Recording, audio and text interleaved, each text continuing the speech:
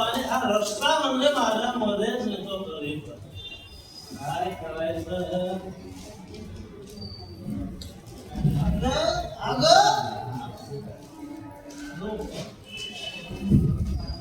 अगायचं नाही बिलकुल. माझ्या सासू पण 2 बोट तर नाही घेतले ना. मी तर 2 बोट घेतलेले आहे. माझ्या बाटलीतले चुरून बोट तर येत नाही. अजिबात झालंय. मी पण कोणाला सांगतोय आणि जीव खुर्शीला. अरे माझं म्हणणं ऐकायला ही माझी बायको थोडी आहे. माझ्या बायकोने म्हणायचो आवाज करायचा नाही. तेव्हा माझी बायको ना गरीब गाईसारखी गप्प बसायची हो. आजच्या दिवसाचं काम झालं. आजची बाजूने पोटामध्ये गेली. आजची लावणी पण झकास. पण मित्रांनो मी पिलोय पण मी माझं दुःख पिलो. कारण मी दारू नाही पिलो. माझं दुःख मी या बाटलीमध्ये ओतलं आणि मी ते पिऊन घेतलं. त्याला दारू पिलं म्हणायचं नाही. चला चला आता झोपण्याची वेळ झालेली आहे. नको लाईटीपेक्षा अंधार आता मला बरा वाटतोय. कारण उजेडामध्ये तोंड दाखवायची मला आता लाज वाटते. मागे माझी बायको मला म्हणाली बाटली सोडा नाहीतर मी दारू आणि बाटली दोघांपैकी एकालाच निवडा.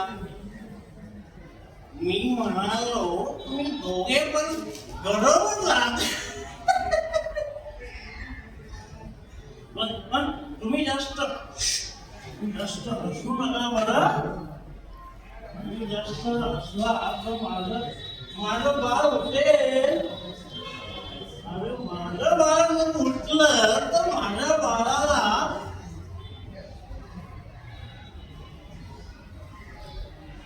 माझं बाळ उठलं तर माझ्या बाळाला आई कुठे मित्र. माझं बाळ उठलं तर त्याला दाखवायला मला त्याची आई आज जगामध्ये नाही. आणि कवळं पोट माझ्या वेळामध्ये टाकून निघून गेले. मित्रांनो बरोबर मी सर्वांना खुश दिसतो पण अंधारामध्ये 2 बोट मी पितोय ते मला क्षणाला मारत आहे.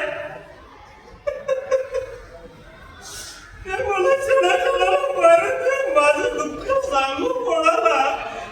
या दुःखाला सुद्धा मी स्वतःच जबाबदार.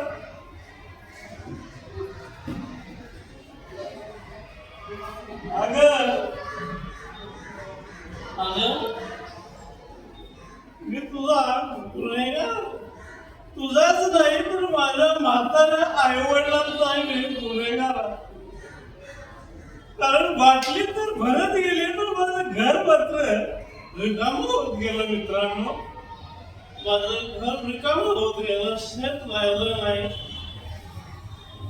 आता हे घर पण विकायची वेळ आलेली आहे. माझे वृद्ध आई वडील लोकांच्या इथे मजुरी करायला जातात आणि मी बाहेर आणि बाटली जाणार माझं आयुष्य बरबाद करतोय मित्रांनो.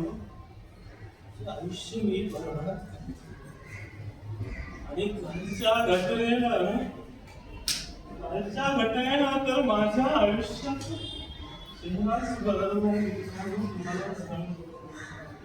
काल मी उशिरा घरी येऊन झोपलो होतो.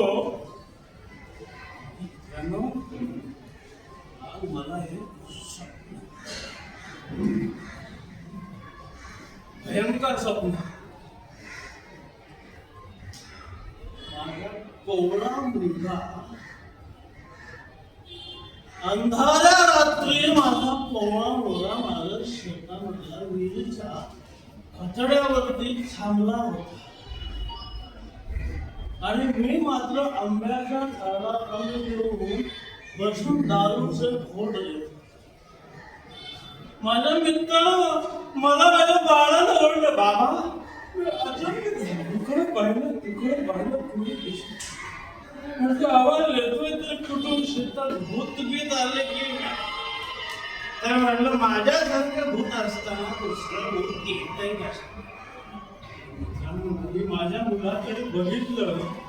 माझा मुलगा त्या दारूच्या आहारामध्ये मी केलेल्या नशेमध्ये माझ्या मुलाला बघितलं. तो विहिरीच्या त्या उंच कठड्यावर थांबलेला होता. मला म्हणतोय कसा माझा चिमुकला म्हणजे एवढंच पिल्लू मला म्हणाला, बाबा 6 महिन्याचं लेकरू बोलतो कसं. मला म्हणाला, बाबा तू दारू सोड, तू आईला मारून टाकलंस. माझं काळे झालं मित्रांनो. आईला मारून टाकलंस, आजी आजोबाला पण तू मारणार का. म्हटलं माझ्या तू खाली उतर. मला म्हणाला, बाबा तू आईला मारलास. दारू किंवा मी या वेदीमध्ये माझं जीवन संपवतो. तुला ठरवायचं आणि मोठा आवाज आला आणि मी झोपेतून धाड करून माझं काळीच गार झालं.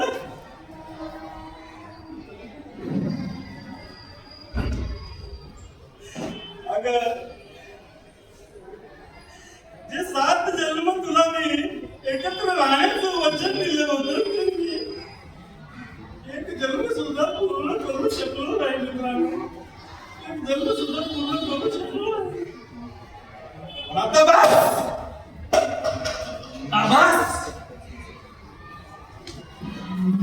दारू माझ्या आयुष्यामध्ये कधीच येणार नाही.